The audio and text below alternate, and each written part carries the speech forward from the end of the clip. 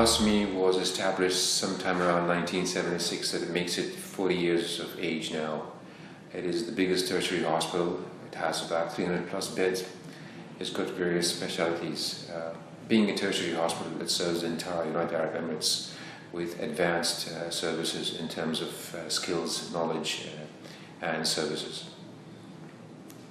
It has got various specialties, in particular pediatric, cardiac, so we do various advanced procedures, namely robotic surgery, and it's backed up by a vast number of paramedical services.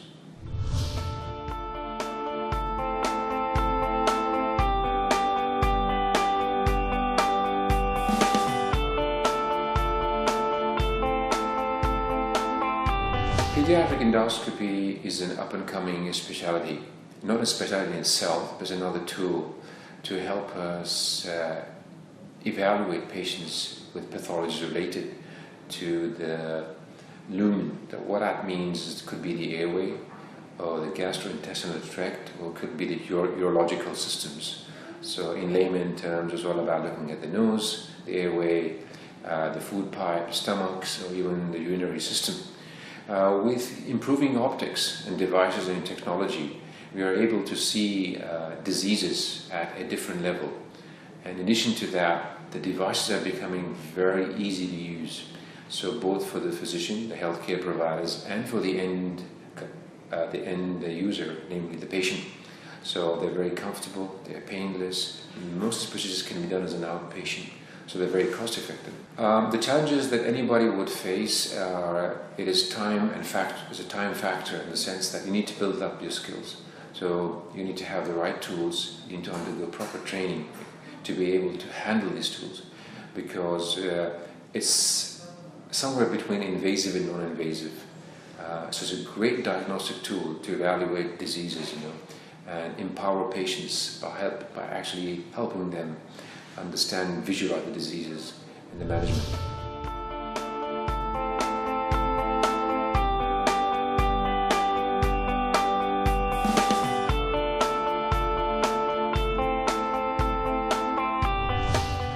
I've been practicing otolaryngology or ENT for the last in excess of 12 years, but pediatrics in particular in excess of 5 years. The challenges we feel with pediatrics is that they're not being small adults, but they have a different need and requirement totally as opposed to adults. Usually it's the parents, who we rely on a lot to convey what's wrong with the patients. And with pediatrics, a physician must be cognizant of the disease that the pediatric population presents. In terms of being astute to the various signs and symptoms that the patients may present, because in the pediatric population, the patient does not have the capacity to express himself. So you become the interpreter for the signs the patients may exhibit, and based on that, and hopefully, help with investigations, you come to a correct diagnosis and according management. But the pediatric populations we are blessed to work with, because though they can get ill very rapidly, they also recover very rapidly. So it's a very rewarding specialty.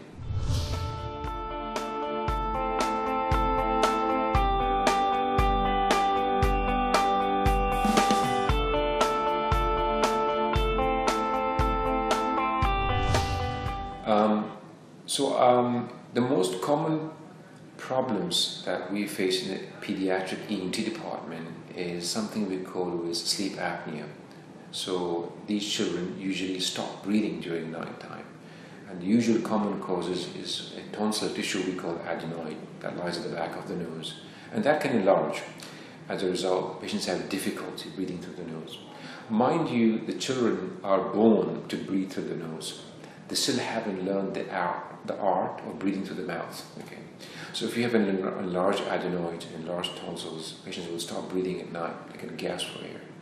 So previously, these were investigated by doing plain X-rays. But with the endoscopies and patient's tolerability, you can easily put a camera inside the nose of a child as young as 1 year of age, under local anesthesia, and you can examine the entire nasal passageway and try to identify where is the pathology. The parents join with us in this procedure, and they participate in decision making because we demonstrate what the problem is. So we improve compliance, with doctors and patient suggestions when it comes to medical therapy, including surgical removal of the adenoids.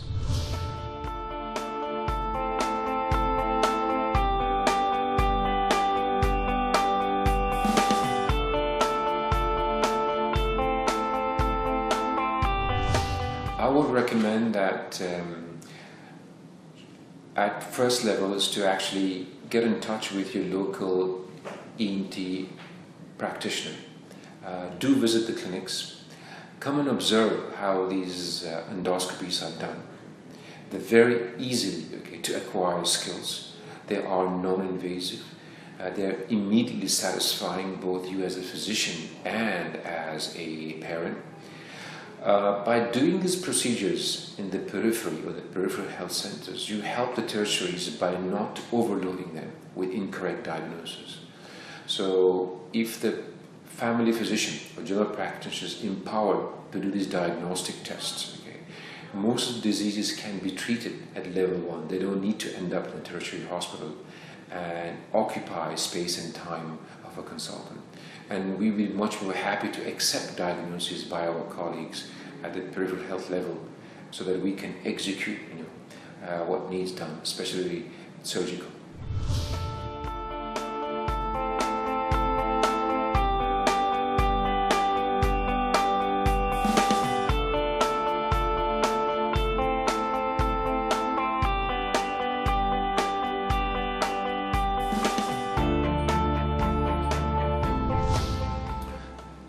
Seeing is believing. Most of the diagnoses are made by assuming, by looking, by listening. But the world has changed once you have access to a nasal cavity, which is usually closed and dark.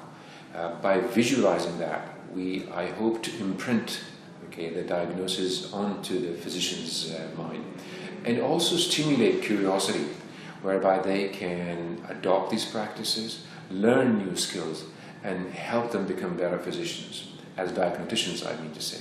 I generally don't expect them to operate. That would be a skill they need to acquire over years. But the skill to acquire in diagnosis is very, very easy.